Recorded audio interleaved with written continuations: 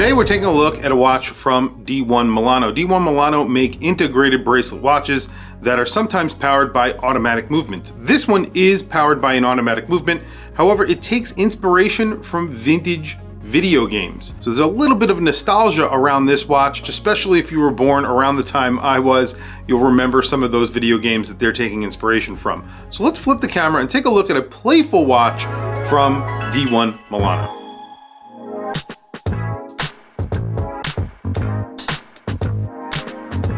So today I have a very fun, interesting watch to show you guys. This is D1 Milano. Now, it's basically a standard D1 Milano integrated bracelet automatic watch. You have a green dial. It gets a 41.5 millimeter case. We'll do measurements a little later on. You have an integrated bracelet. It's an H-link integrated bracelet with very nice finish to it. It's all brushed essentially. You have a little bit of polish in the watch. You have push pins, and then of course a butterfly clasp. You also get a screwed-in case back and a screwed-in crown, sapphire crystal. All of the standard things that you normally get with the D1 Milano. However, what they have done here is something a little bit different. They've taken inspiration from 8-bit and 16-bit video games from our youth and essentially put a little bit of action on the dial at the 3 o'clock, right around the date. And this does get an NH35, so you do have a date right there. There is an explosion. It's a little bit pixelated in keeping with the theme. And then the second hand. The second hand is a rocket that is shooting a laser beam. That laser beam is in yellow. So there's a little bit of color to the artwork on this watch as well. You have applied indices and then you have stick hands as well. There is no lume because this is a dress watch. And the dial itself is a matte green, but it's sort of a pale green, which looks great, again, with that very colorful artwork. I really love what they did here. You have the D1 Milano logo, which is just D1 Milano below the 12 o'clock index. And then right above the 6 o'clock index, you have automatic. That's it. Very simple, but obviously really interesting because you have that little graphic on there. And then of course that special seconds hand. Now this reminds me of a brand. There's a brand out there that does collaborations. They also make second hands for vintage watches. I think they're called Second. I've seen them do collaborations and make vintage watches with really cool sort of laser, weird, pixelated second hands and things like that. So kind of cool. And obviously this reminds me of something that they would do, and I'm sure that they were inspired by that brand when they came up with this idea, and I'm glad they did because this is actually pretty affordable. It's around $625 when compared to those other watches that that other brand that I was just mentioning. Those are actually very expensive. So $625, not that bad. Very quickly, let's do some measurements, and then I will throw this on my wrist, and that's really it. There is no lume, so we won't be doing a lume shot today. So as I mentioned before, this is about a 41, maybe a 41.5 millimeter watch. It depends on where you actually grab it. I get around 41 millimeters every time. And then you have a pretty interesting crown on here. It echoes the shape of the case back.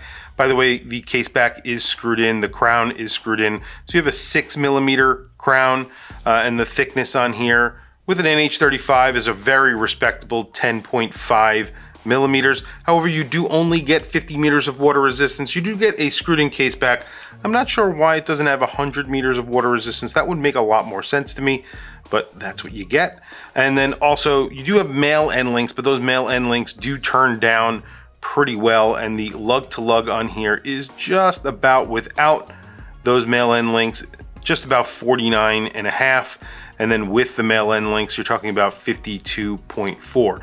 This does wear like a 41 or a 42 millimeter watch when you get it on wrist. I've actually featured their standard version here on my channel with the blue dial. That was a very nice watch. I think this is a little bit different, a little bit more special in my opinion. I think this looks really cool. Anyway, very quickly, let me show you what I have on my wrist. Today I have on my Timex Huckberry limited edition. This is a limited edition that just came out a few months ago, maybe a month and a half ago. Really cool limited edition that they came out with. This is their second limited edition for the Navy XL. The first one they came out with was a white dial. This is sort of a black gray dial. I really like this version. I really like the white dial version better. Usually I don't like white dials, but I really loved that watch and I did miss out on it. So I had to jump on that one. So here is the D1 Milano on my 7.5 inch wrist. You could see it does wear like a 41 or a 42 millimeter watch. That's because it's an integrated bracelet watch. Usually they wear deceptively large.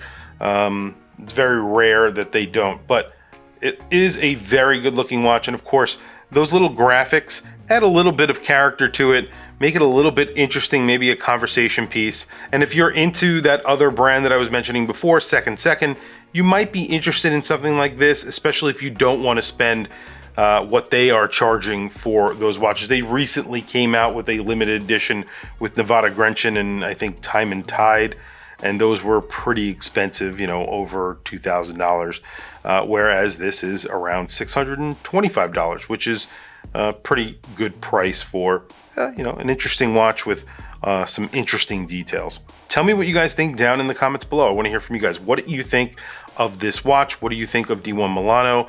What do you think of the inspiration behind this watch and what they have done? Do you think it looks good? Do you think it looks cheesy? I want to hear from you guys.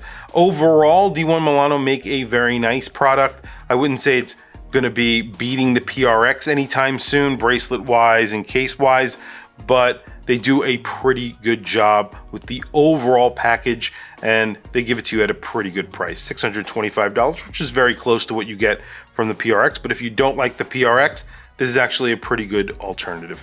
Tell me what you think down in the comments below. Please also don't forget to like, subscribe, hit that bell icon. It is super helpful for the channel and I very much appreciate it. Please follow me on Instagram. My Instagram is WatchChrisBlog, all one word. I have some links in the description. Those links are to Amazon. If you click those links and buy anything, it helps support the channel. It doesn't cost you anything extra. However, I very much appreciate it. Anyway, thanks for logging on. I'll catch you guys in the next video.